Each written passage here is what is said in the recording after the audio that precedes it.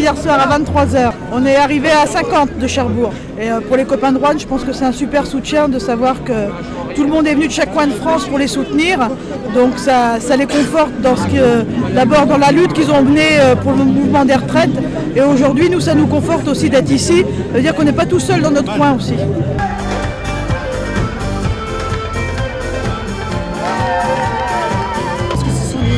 Des camarades qui sont attaqués dans l'exercice de leur mandat et ça peut nous arriver à tous. Et je vous rappelle quand même qu'on est sur Nice avec un maire qui s'appelle Estrosi, ça peut vraiment nous arriver.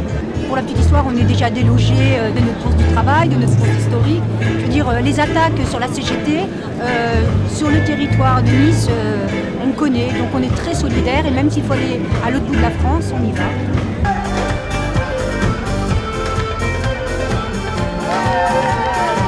La peur, c'est un des premiers des combats. Il faut combattre la peur. Et moi je dis, quand on n'a plus peur d'être licencié, quand on n'a plus peur d'être criminalisé, on devient un homme libre. Et quand on est un homme libre, on fait peur au pouvoir, on fait peur au patronat. Alors soyons des femmes et des hommes libres. Merci.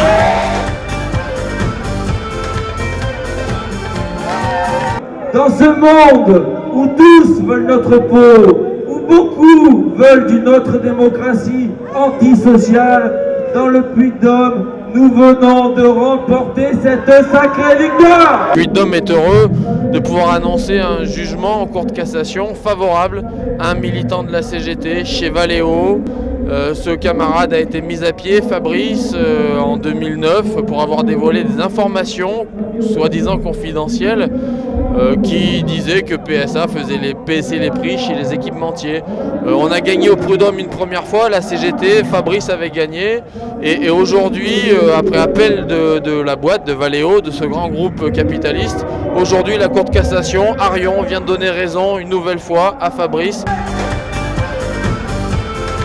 Pour nous, on a l'espoir que cette justice existe réellement et qu'elle se traduise par une relaxe totale et complète et qu'on n'entende plus parler de cette affaire. Je crois que les uns et les autres, on a autre chose à faire aujourd'hui que de se retrouver encore dans les tribunaux et continuer des actions en justice qui n'ont plus aucun sens à notre avis. Cette solidarité nous a fait fortement chaud au cœur parce que voir tous ces militants, ces militantes, ces syndiqués, toutes ces personnes présentes aujourd'hui, c'est vraiment très fort au cœur, y compris même la présence de la famille. Je tiens toujours à dire que la CGT est une grande famille, mais au-delà, ma famille est là aussi présente et ça fait fortement chaud au cœur de se retrouver tous ainsi en solidarité pour la liberté et ça c'est vraiment un point important et fort pour nous. La discrimination syndicale et l'attaque au syndicalisme d'ordre général est devenue inacceptable et d'autant plus inacceptable qu'aujourd'hui on a une soi-disant politique de gauche qui finalement ne fait qu'accompagner ce qui s'est toujours fait depuis une quarantaine d'années.